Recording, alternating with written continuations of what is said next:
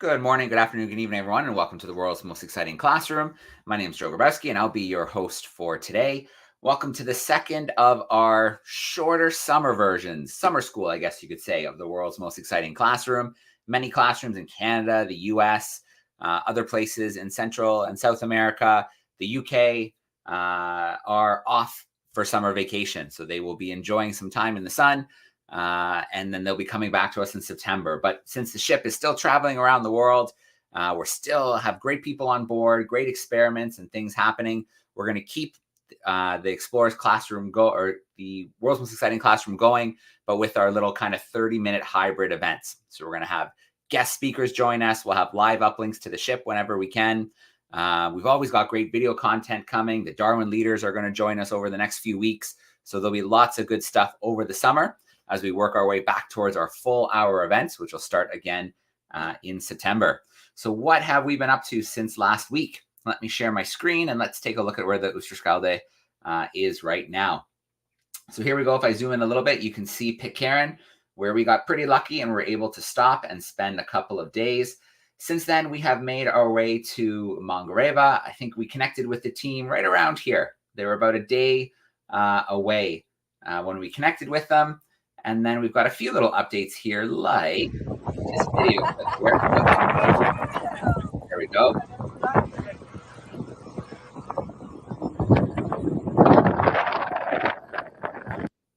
So Tom had mentioned when I talked to him earlier that they didn't have any drone footage of the arrival because the weather was rough. And you can see from that video, he wasn't kidding around.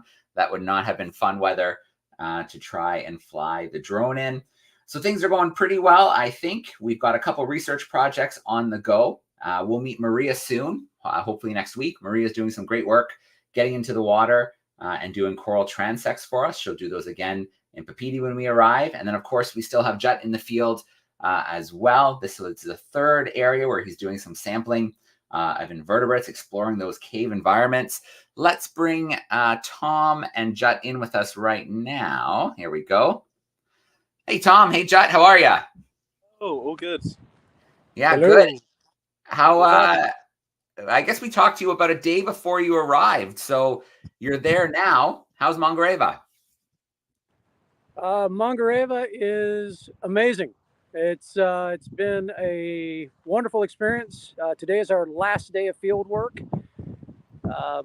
Let's see. This past week we started. What was it on the 30th? On the 30th of June, we have worked on 3 different islands, and we sampled caves on 2 of those islands. We sampled natural vegetation on the mountain, Mount Makoto, and a few other places too. Oh my goodness! We got marine crickets. We found, which Nice. no idea whether or not it's a new species. That will be determined once we get those critters back and can analyze them. But it was neat. We were very surprised in that we were very surprised in that we were able to catch them. Yeah. They're ridiculously fast. Tom and I ultimately concocted this plan to funnel them downslope into these pools, and then we would catch them in the pools where it was a little easier to catch them. A little easier. Still very difficult, but yeah. But we got like 16 of them, I think. So wow. should we have? Pretty darn certain that we have adults in that mix. So most likely we will indeed be able to describe them or identify them if they're already known species. That was right now. That was perhaps one of the biggest highlights of the work to date. We also found, we sampled cave habitats. The caves here are pretty small, about 10-ish meters in length on average. And what we did find was we went to the very backs of the caves where there was water dripping, and we sampled those habitats. Yep. And the hope was, because the way that caves operate, in terms of animals that are adapted to the subterranean environment, they're not cave adapted per se. They're adapted to the underground habitat, and that underground habitat can be characterized as everything from these tiny cracks and crevices that we can't get into, but the bugs can.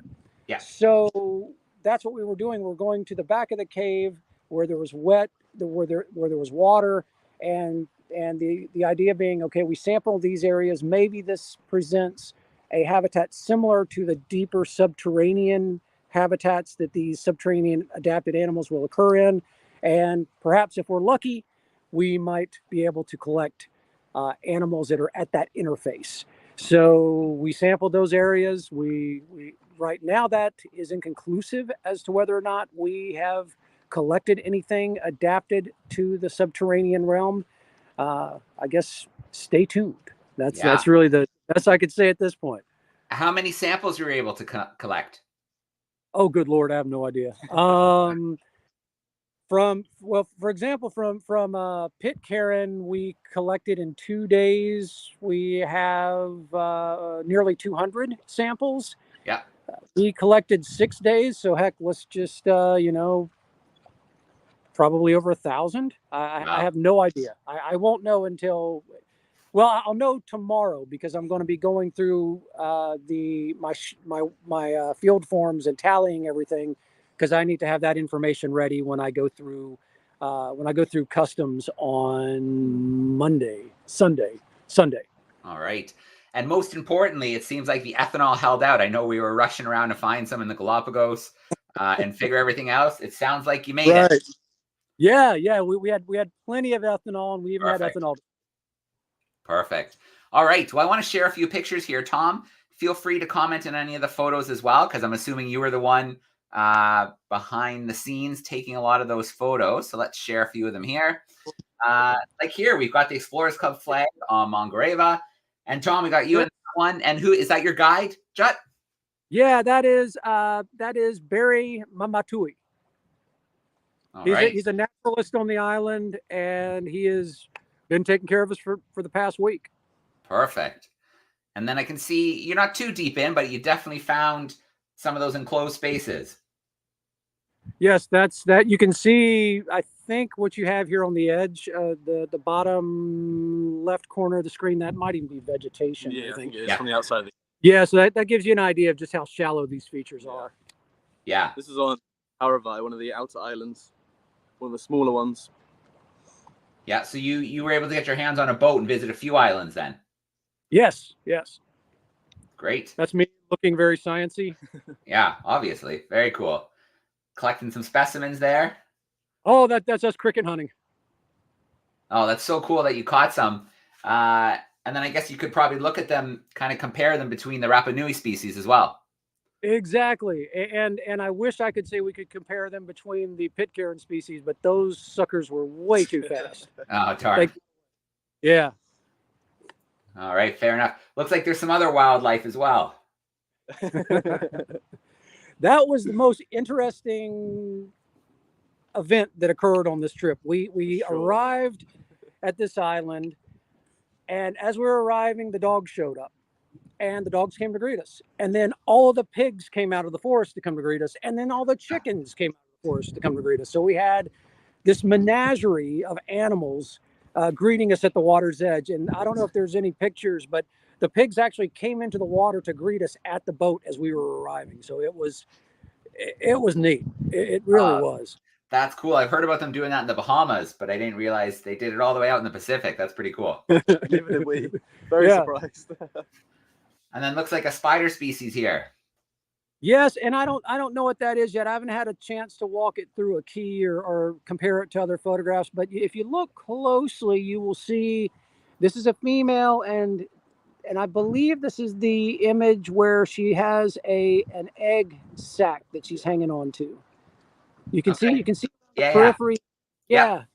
Right behind her cephalothorax and her abdomen, you can see that there's a little white area, and that's she was protecting her eggs. And I was sampling below her the whole time, and she didn't care as long as I didn't touch her and her eggs. Looks like another species there. That is a fulsid, and I will need to double check, but that could very well be.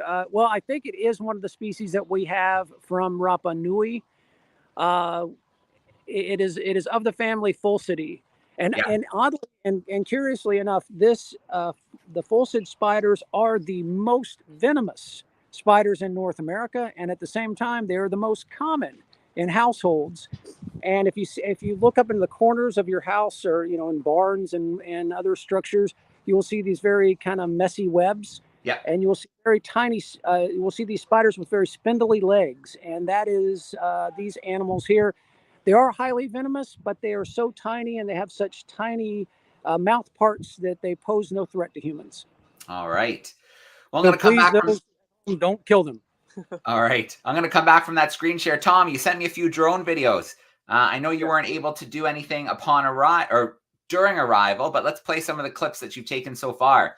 Maybe you can tell us a little bit about, the ecosystem and where you are, what it looks like there. So let me just load up a couple. Let's start with this one first.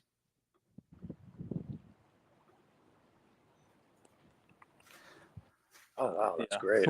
This is the coast of Mangareva, and you can clearly see like the coral reef stretching right up to the coast, which is pretty amazing. And this was actually the channel that the captain had to navigate through to get into the harbour of Mangareva, which was very impressive. Oh, and you guys are right up on the shore this time, not at anchor? Yeah, absolutely. Nice. Nice to be on ground. Yeah, very cool. Oh, that's beautiful. Have you been in the water, Tom? Have you been doing any diving or snorkeling? Not yet, but we're actually going to go today. I'm joining Maria today to do the coral transects on a pearl farm. Beautiful. Definitely send us some footage after you get some of that. Absolutely. This is our little boat that we were visiting the other islands with. Looks nice and seaworthy. Yeah, well, it was a bit of a shock seeing this tiny little boat the first time we got on it, seeing as we were crossing between the islands, but it held up okay. Very cool. The boat, the model of the boat was called a Rampage, and it definitely held up to its name. It was a beast on the water. All right. Yeah. All right. I've got one more little clip here. I think it might be vertical. You think it's the same? Okay. Yeah. All right. Well, that looks absolutely beautiful. I'm so glad Maria's there and all set up. And how many days do you think you guys will spend in the water? I think it's a bit hit or miss because of the weather, but we're at least going to get in today, and if the weather holds out, we'll hopefully jump in again. All right, perfect. Well, I'm so glad we're able to connect. I wasn't sure if we would be able to today, but it's really good to see both of you. Jut, I'm so glad everything's worked out. It's obviously a big... Oh. Is that Maria? Maria! Hello. Hey, Maria. How are you? I'm good. I'm preparing to go diving. We found tanks on the island, and Tom and I are going to go to the other side and dive around the pearl farm later on. So we're really excited. We found an area where we have 5 pearl farms, but it also looks like it's really deep water and good coral. So very excited to get started on the coral transect out there. Well, Maria, we are going to talk to you more from the ship next week, because I think you guys will be sailing. But why don't you introduce yourself before we let you guys go today? Absolutely. Well, my name is Maria, and I am from Denmark, Copenhagen, and I am a professional diver. I work all over the world doing sampling and diving in general on reefs and in caves, and I'm out here to do coral transect through some of the trips here in French Polynesia. So we will be doing transects here in Mangareva, and then again when the ship arrives in Tahiti, we're going to be flying around to actually some of the most shark filled waters out here. It's going to be incredible, which is a very good thing because sharks means a healthy ecosystem. So that transect I'm really excited about. So that's me, and I can't wait to tune in next week and talk more to you guys about the corals and the effect that it has on the people that lives out here as well, because it's very connected to the oceans, these Pacific Islanders. All right. Well, it's great to see you out there on Mangareva. I'm so excited that you guys found some tanks and you're going to be able to get in the water today. And who knows, maybe you can even sneak out again. That would be awesome. Yeah, I hope so. But that story of getting the tanks, even that is a mission in itself and worth telling. We're going to have to get an update on that in next week's event. We'll have to get the full story of the transects. Absolutely. Looking forward. All right. Well, Tom, Jut, Maria, thank you so much. Enjoy your time out there. Jut, I know your time's coming to an end, but your work's just getting started. You're going to be pretty busy when you get back. Exactly. Yeah. Looking forward to getting into the lab and processing these specimens, and more than happy to discuss further. All right. Thanks, guys. Have a good rest of the day. It's good to see you. All right. See ya. Thank you, buddy. Take care. See ya. All right. Very cool. That was nice. We not only did we get to connect, looks like they have some nice weather out there. We got a great update on their time in the field, and I'm really excited to see that Maria's out there, and we'll be doing some more coral transect work. We did some in Fernando de Noronha, and then we kind of went through a big section of the ship or of the trip around South America where there just wasn't a lot of coral. So that project was kind of put on hold.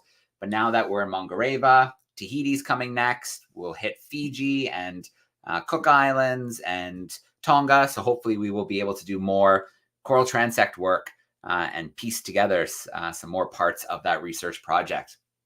Okay, so some of you may know, I hope everybody knows by now, that we have incredible Darwin leaders who join us in each of the ports where we make a stop. So there are youth from all over the world. Their youth have already shown a passion or an excitement for conservation. Maybe they've started tree planting campaigns. Maybe they have their own organization. Some spark, something has them pulled into the conservation world. We bring them out to work with local conservation organizations, creating videos and media, and hopefully gaining some experience to help them in their future conservation career. So it's been a while since we've had a Darwin leader jump in with us. And over the next few weeks, we will have probably about a dozen more join us as we race towards September. So today, joining us from Brazil, we have Thiago Cardozo joining us. I'm going to bring him in front and center. There we go. Hey, Joe. How are you? Everything's fine here. What about you? Yeah, it's great to have you with us. I watched your video this morning, so I feel like I got to know you a little bit. But why don't you tell those tuning in a little bit about yourself? Introduce yourself for us. So my name is Thiago. I'm from Brazil. I actually born in Amazon North, but now I live in South in Florianopolis, where I study marine biology, actually biology in general, but I work with marine biology and diving.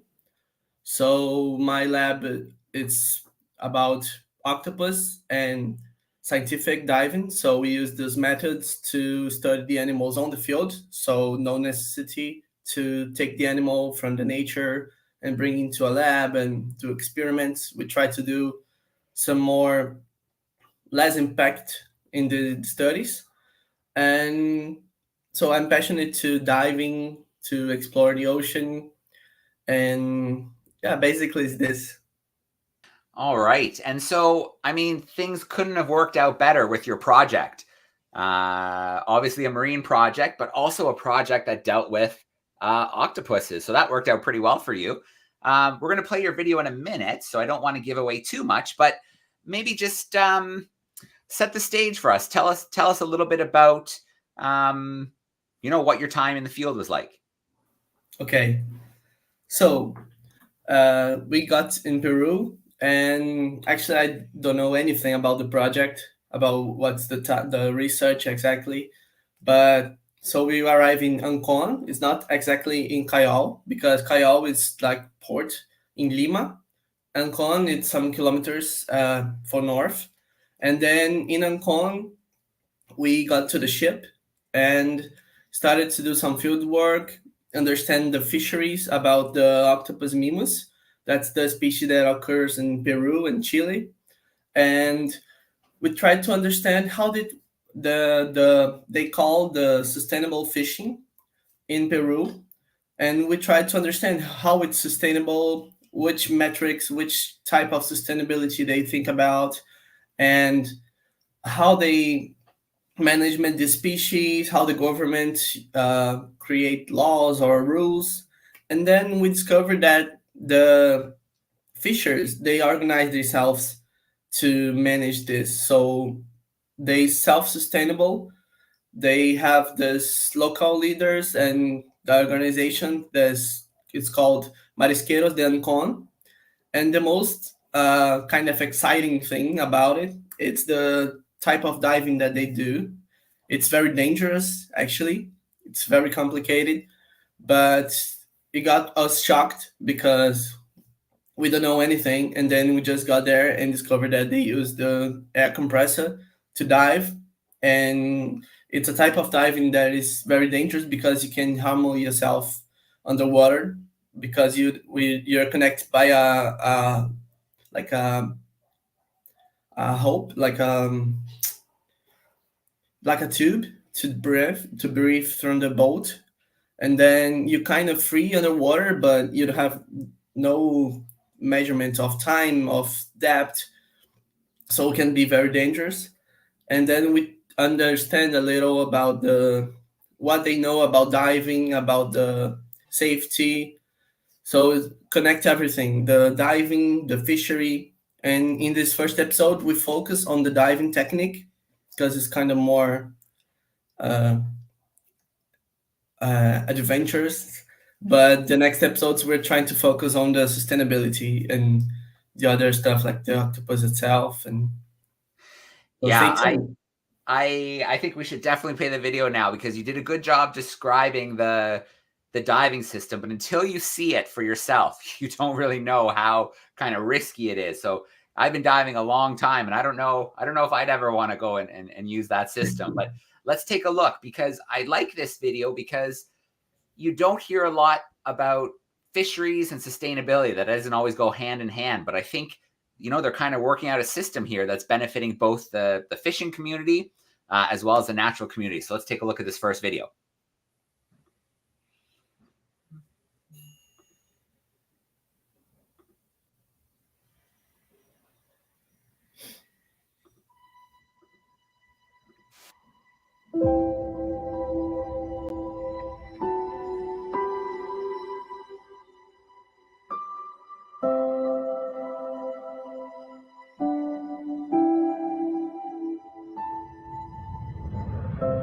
In the afro depths of Uncle Bay, located in the Peruvian coast,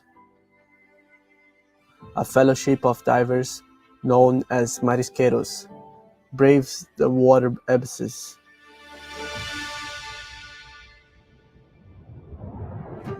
Their quest are not for treasure, but for life itself. With every plunge, they harvest the bounty of the ocean floors, snails, crabs, and the octopus. In the downlight, our journey takes us to the rugged shores of Isla Grande, a sacred ground for the wildlife and to the local fishers, to meet Rogerio, a master local diver, to introduce us to his life.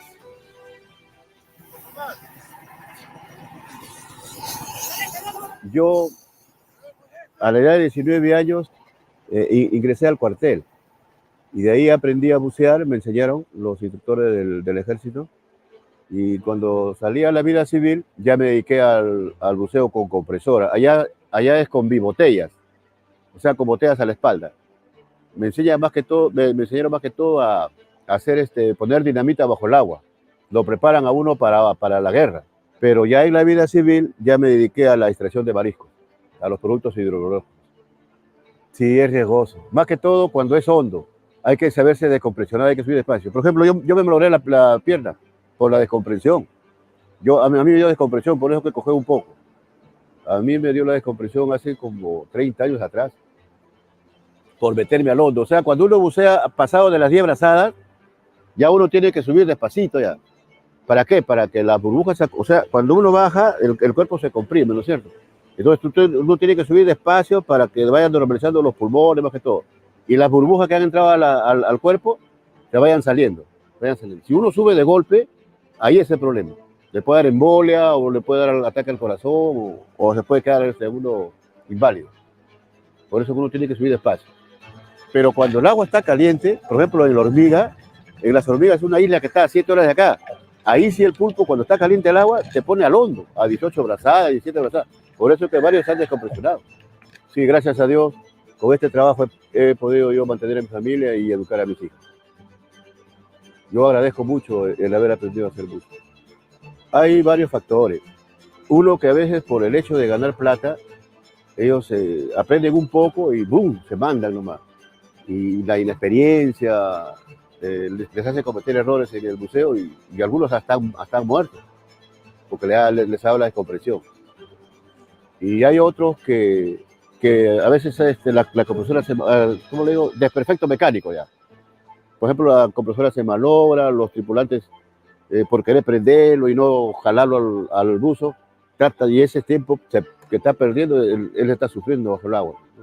O sea, son accidentes que muy pocas veces pasan, pero a veces sucede también. El pulpo ha regresado después de varios años, porque no había pulpo. Ha demorado bastante desde la corriente del Niño, que hubo en el 80 y tanto, hasta ahorita, recién ahorita hay golpe, todo el litoral tiene pulpo. Here, between the symphony of crashing waves and rustling foliage, a thriving ecosystem teems with life, from delicate sea stars to elusive crustaceans and majestic mollusks.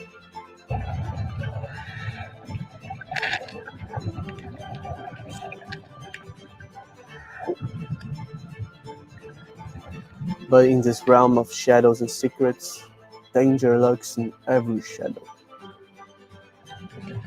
Octopus Mimus es el recurso que está aquí en Ancón. Puede medir hasta 1 metro de largo y pesar hasta 4 kilos. El peso mínimo de extracción es de 1 kilo y tenemos variedad de machos y de hembras.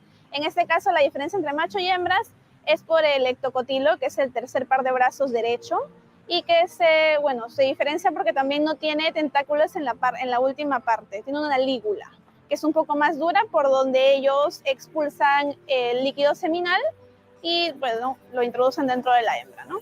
Este es el proceso de reproducción de ellos y pueden copular. Ellos se encuentran mayormente en las zonas peñosas, en las islas. Acá en Ancón se encuentran en islas como La Hormiguilla, Isla Grande.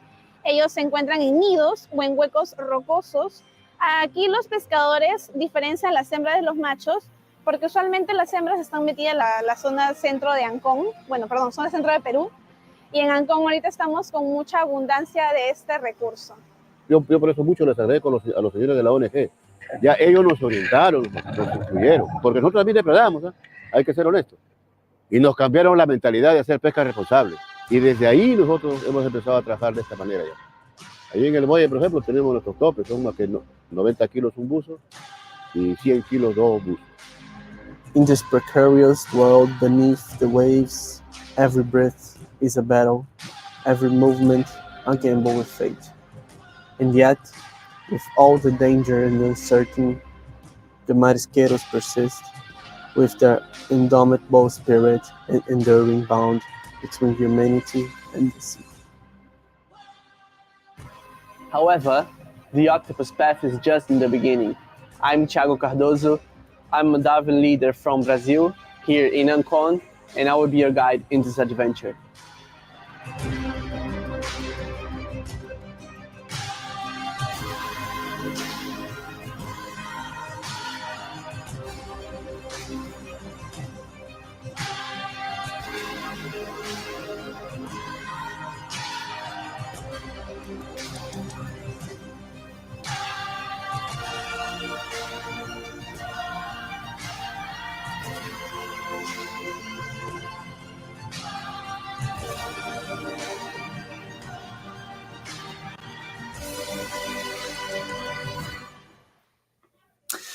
All right, Thiago, that is a great starter video. Really kind of framed the issues, right? We met that diver at the beginning. He talked about how years ago the octopus had disappeared, but through kind of better management, now seems like they have more of a thriving population that can handle fishing in the right amount, removal in the right amount. Yes, they started to notice that the octopus started to disappear in some periods because they have a lot of influences of El Nino, La Nina, and other changes in the weather and the climate. And now we've seen that these changes are going way more intense with the last years. Yep. And we have COVID, we have the oil spill that happens in Peru, one of the worst of the history of Peru. So a lot of problems that affected the fishery. And then with the help of the NGOs, the Conciencia Marina, the Nature Conservancy, that's the NGOs that works there, they tried to help them to understand what was happening with the populations. And tried to do this management by themselves. Like they had the idea, and the NGOs brought the science to them to understand, like, scientifically why and when, and then together they made the rules, they do the monitorings. And so it's very important popular participation that happens there. Yeah, no, that's amazing. It's too often, I think, scientists sometimes come in and just say, this is the way it has to be. They don't get to know the community. They don't talk to them. They don't learn about what's important to them. And this looks like it's a model that really worked, where the community feels like they're a part of, protecting what's important to them, their livelihoods. Yeah, for sure. And actually, it's interesting because they already had the experience of lost the animal that they fish, so they already know how it feels to get out of their like what's sustainable their lives that they need to keep alive, to pay the children's school, to pay the food in the table. So they already know how can this impact the whole society that depends on the fishery. Yeah. So they had this aim to don't let it happen again, and with a point that there is no return. So yeah. Well, that form of diving using the compressor and the hose, did you get to see it in action? How long will they stay under while they're fishing? So that's the best part of the backstage of the documentary. We got to Isla Grande with them. Rogelio, 69 years old and 40 of diving. So a lot of experience.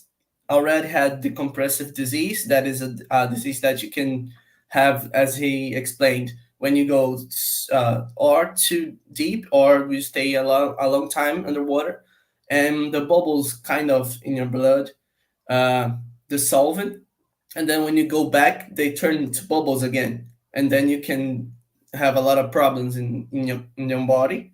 And he had one leg that can swim properly because of this. You can see on the video he's swimming kind of like this with a leg stained, and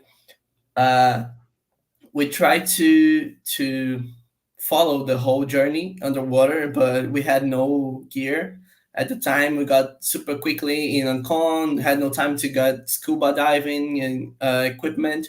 So actually all the footage underwater was made with this. It's like a cell phone underwater box. And in free diving in my lungs, so the cold water, we have no wetsuit, nothing, just a lot of a dream and a lot of aim to got this footage. So we followed him as we are on the boat. Veronica was on the surface recording, and I got underwater, and then we got kind of 3 hours at the total in the place. Yeah. But each diving that Rogelio goes was around 15 to an hour, and he got 3 times on the water, then got the bag full of octopus, go back to the boat, put the bag there, and then go back. And the last time he just take a lot, not that much of octopus, because I think was close to the 9 kilos that they need to, is the limit for the day. Yeah. And yeah, around 3 hours in total, but each diving around an hour. Mm-hmm. Wow. Good on you for, being put in a situation where you didn't have the right gear, but you still made it work. So the footage is great. What can we expect from the other 2 videos? Can you give us kind of just in like a minute or so, a little preview of what the other 2 videos cover?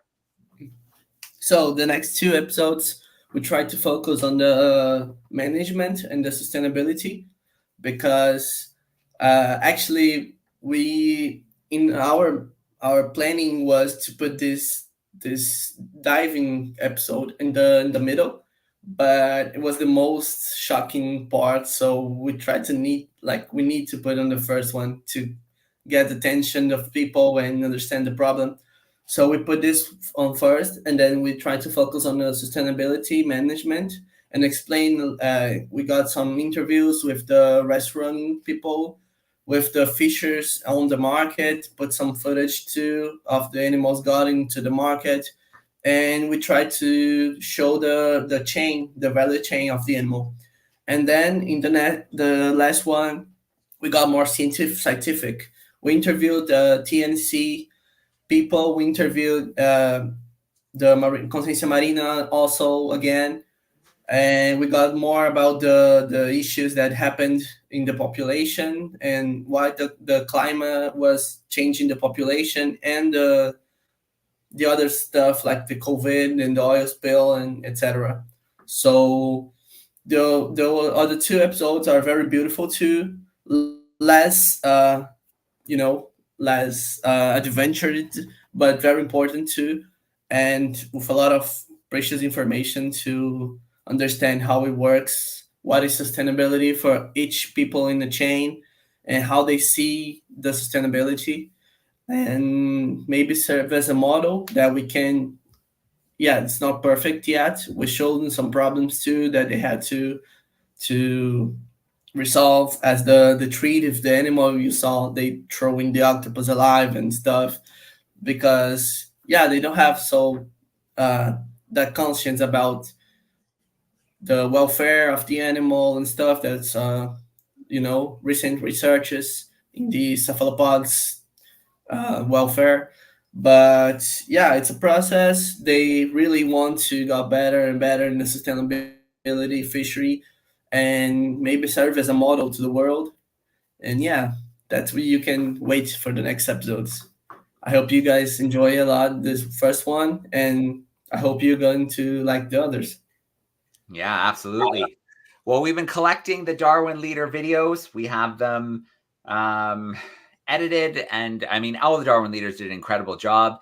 So I'm not sure how we're going to release them for sure, but I know that they are queued up and ready. So at some stage soon, I think we're going to release them onto the DARWIN200 YouTube channel. So everyone will get a chance to see the other two videos in the series.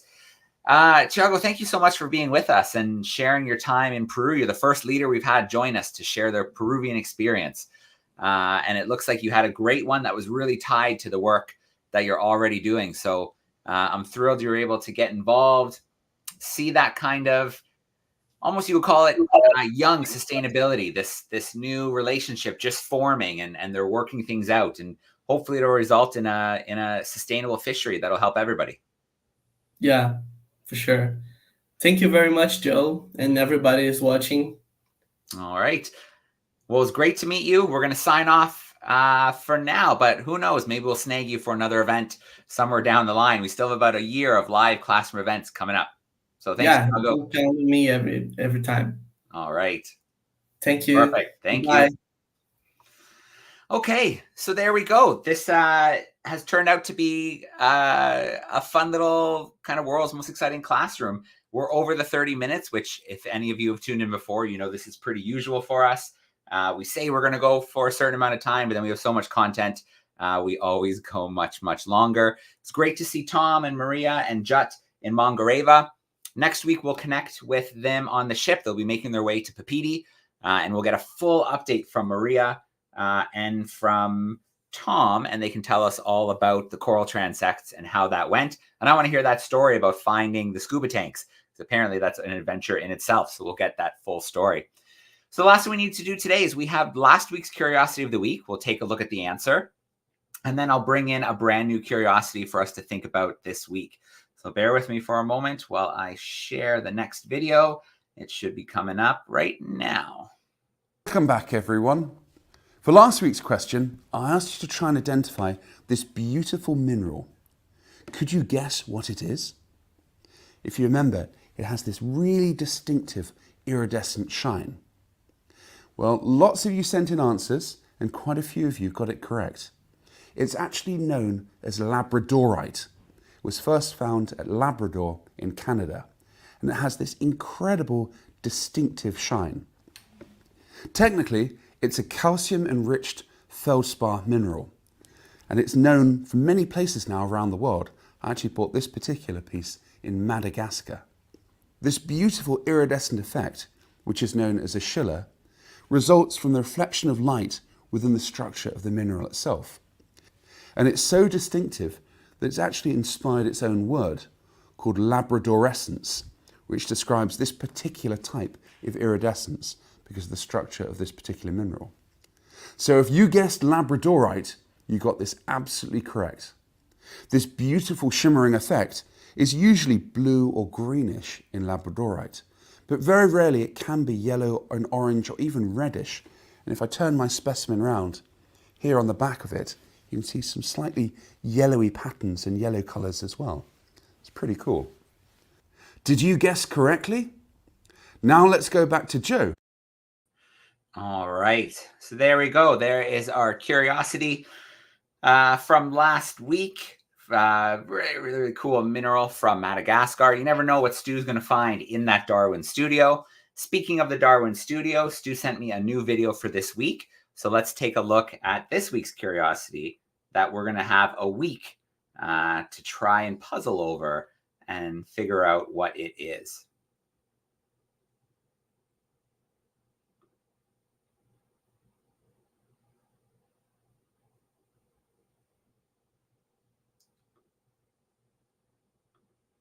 Back everyone. This week's curiosity is this beautiful little plant here. If you look really carefully, the leaves of this plant are covered with sparkling droplets of a liquid. It's really sticky, it's a really gluey liquid, if you look really carefully. The question for this week is, firstly, can you guess the name or the type of this beautiful little plant with these droplets of liquid on its leaves?